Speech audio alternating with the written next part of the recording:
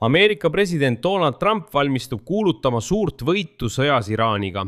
Donald Trumpi administratsioon valmistub täielikult lõpetama sõjalise operatsiooni Iraani vastu, ilma et oleks saavutatud laiemat tuumalepet. Selle asemel keskendus Valge Maja ühele eesmärgile, tagada Hormuzi väina täielik avatus. Just nimelt Hormuzi väina avamist, mis oli juba enne sõja algust avatud, tahab Trump esitada suure võiduna. Lootuses, et pärast väina avamist langevad bensiini hinnad. Ameerika Ühendriikides just vahevalimiste ajaks ja ameeriklased lähevad selle Iraani üle saavutatud võidu jama õnge. Sellest kirjutab täna Wall Street Journal, viidates Ameerika ametnikele. Aga just täna, 9. augustil, tegi Iraan sammu, mis pöörab kogu selle Donald Trumpi võidupildi pea peale.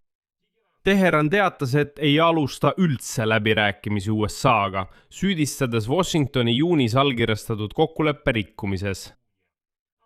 Samal ajal laiendasid hussiidid Jeemenis konflikti veel ühele rindele, rünnates suurt Saudi Araabia naftatehast ja laiendades sellega sisuliselt kodusõda selles riigis.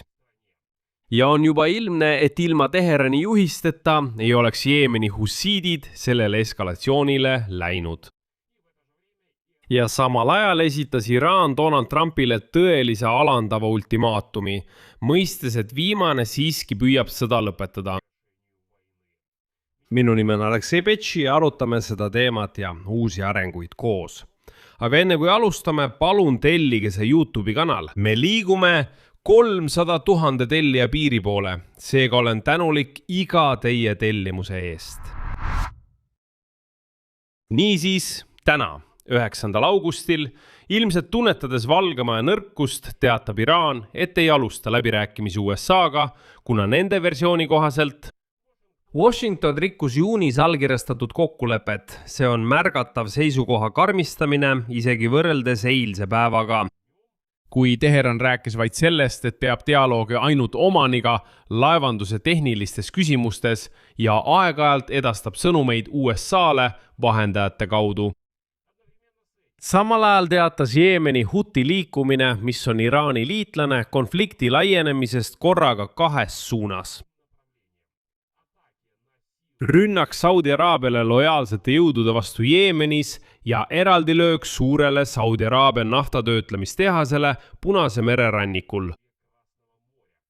Ehk siis täpselt sel hetkel, kui ametlik Teheran räägib läbirääkimistest Omaaniga ja Hormuzi väina avamisest.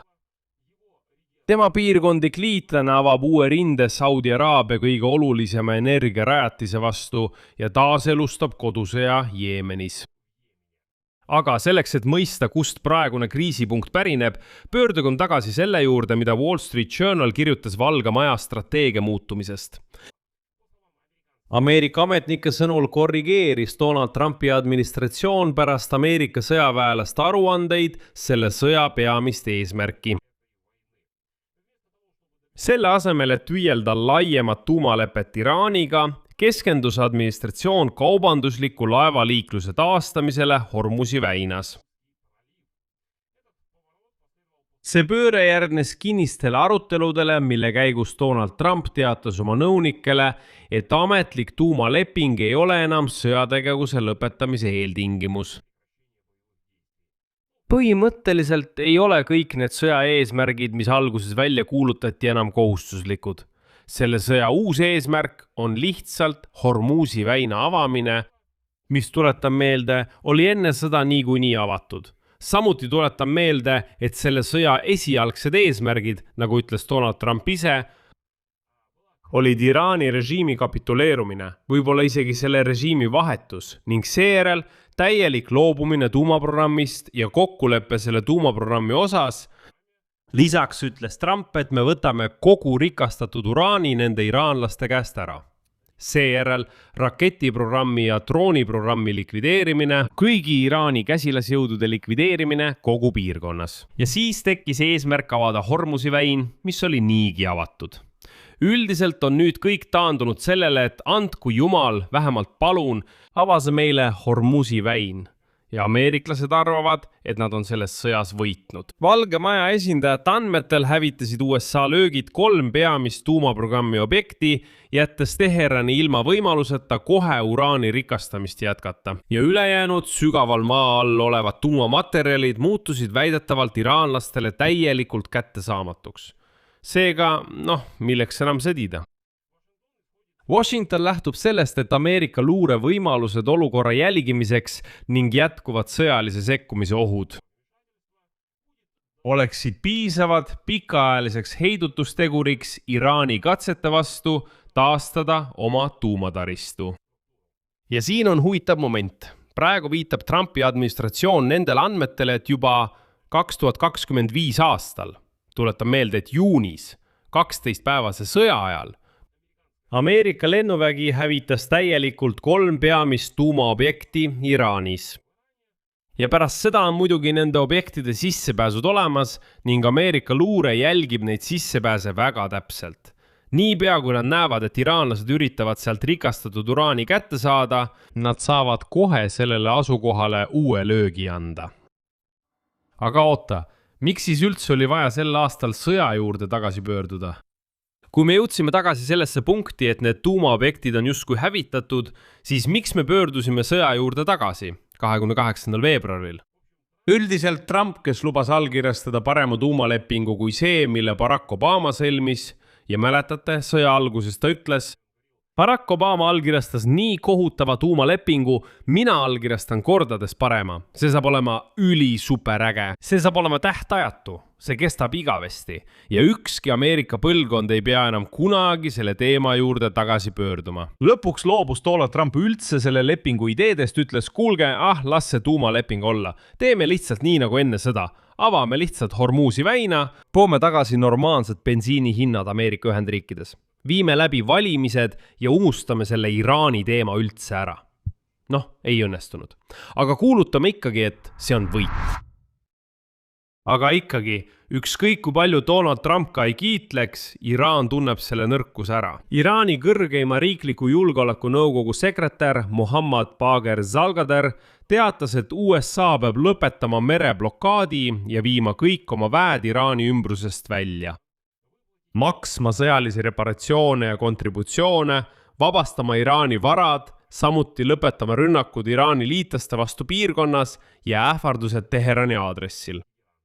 Ja USA peab kõik selle enne tegema, kui laevandus saab taastuda. Teheran nõudis samuti, et Ameerika sõjalaevadel keelataks selle veetee läbimine ning kehtestataks tasu kaubalaevade transiidi eest. See on tingimus, mille Washington on kategooriliselt tagasi lükanud. Zalgadar sõnastus oli äärmiselt karm ja ta ütles järgmist.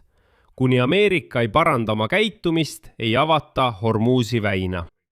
Ta rõhutas, et see on väidetavalt ärganud Iraani rahva nõudmine ning et kõrgeim riiklik julgeolekunõukogu, tsiteerin, ei tagane kunagi ei sõjas ega läbirääkimistel.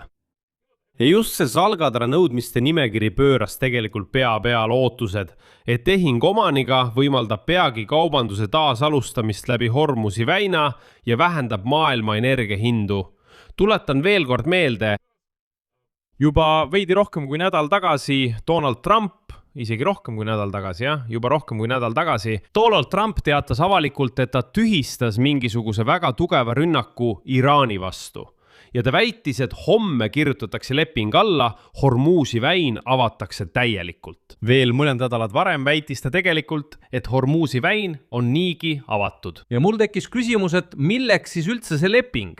Aga siiski, nüüd on juba üle nädala möödas ja mingist lepingus pole üldse juttugi. See avaldab otsest survet Donald Trumpile, sundides teda tingimusi kaaluma.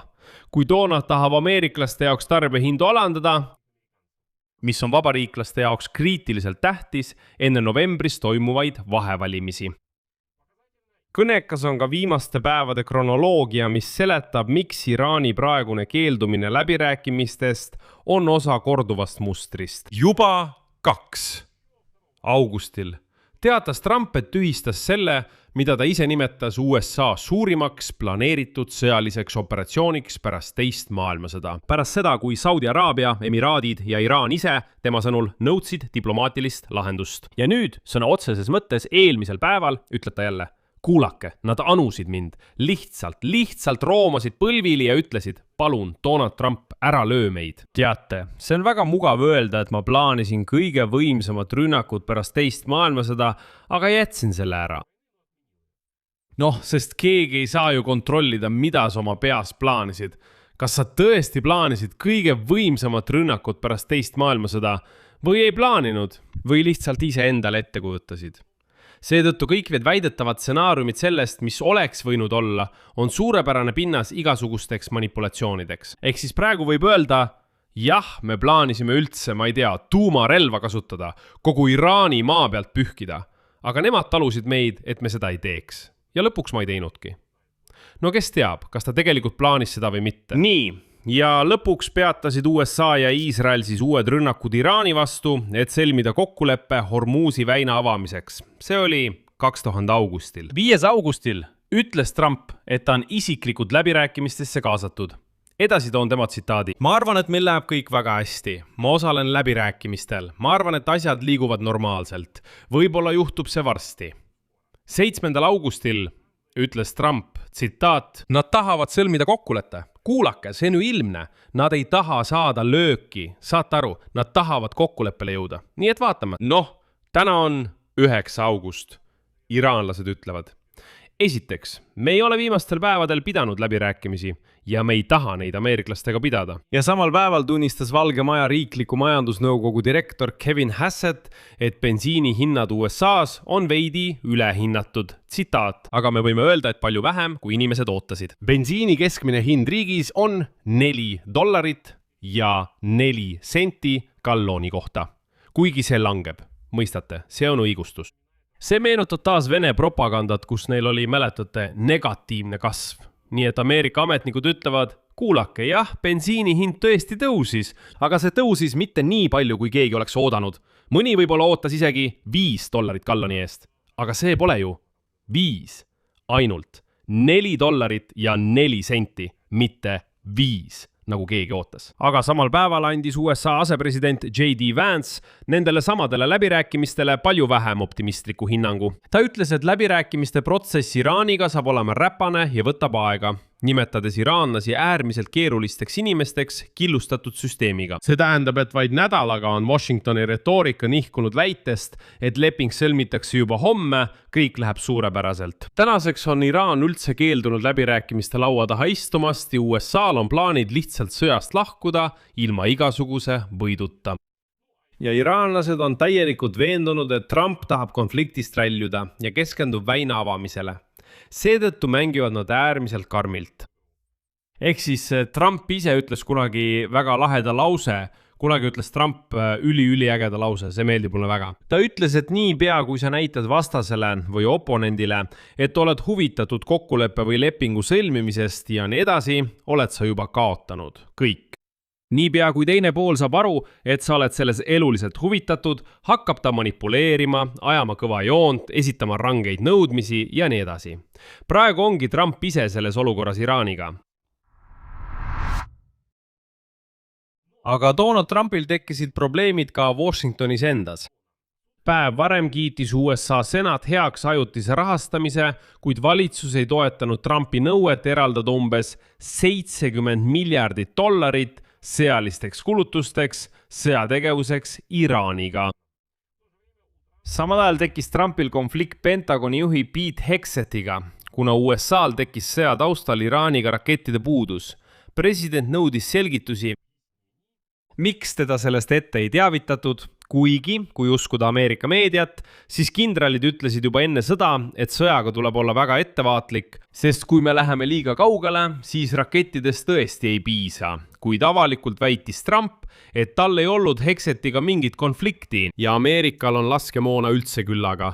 Ta ütleb, meil on sellised varud, et pole lihtsalt kuhugi ladustada. Aga tõsi on see, et Ameerika Ühendriigid ei saa Ukrainale Patrioti anda, sest on puudus. Kuid siin ei tohi seda segamini ajada. Nagu te aru saate, on need ühed Donaldi Trumpi peas 2 erinevat reaalsust. Ja see viib kõige murettekitavama osa juurde.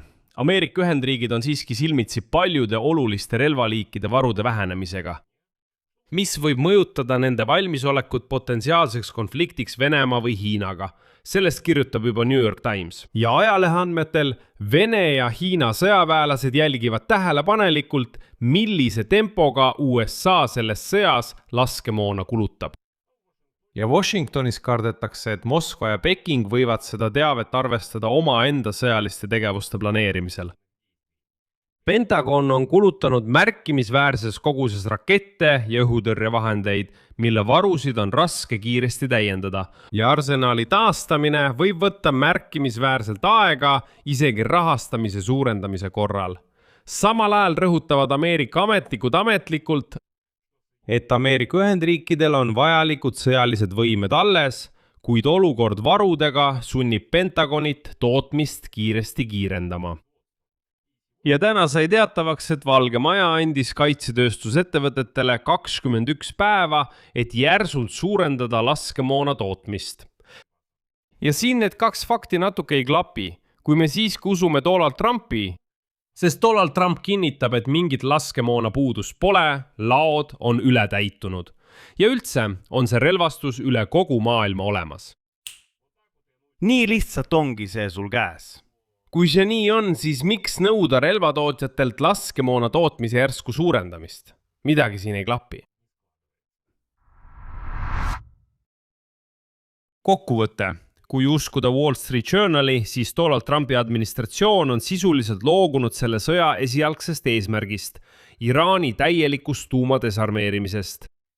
Ja keskendus ainult Hormuzi väina avamisele, mis oli enne sõda niigi avatud.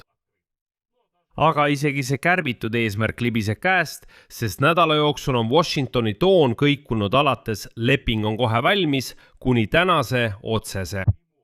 Teheran keeldus läbirääkimistest, viidates juunikuu kokkuleppe rikkumisele. Aga me saame ju aru, et Teheran tajub lihtsalt nõrkust. Samal ajal laieneb konflikt füüsiliselt kogu Lähis-Idas. Hussiidid ründasid täna Saudi Araabia naftatehast, avades uue rinde ja uue eskalatsioonikolle. Just sel hetkel, kui diplomaatiline protsess näiliselt, kui me usuksime kõiki Trumpi sõnu, oleks pidanud liikuma oma lahenduse poole. Ja taustal kärbib kongress veel ka venima jäänud sõja rahastamist. President Trump on konfliktis oma enda sõjaministriga rakettide puuduse tõttu ja seda kurnatust jälgitakse juba Moskvas ja Pekingis. Ehk siis potentsiaalsed vastased palju suuremates konfliktides, kes seni lihtsalt jälgivad.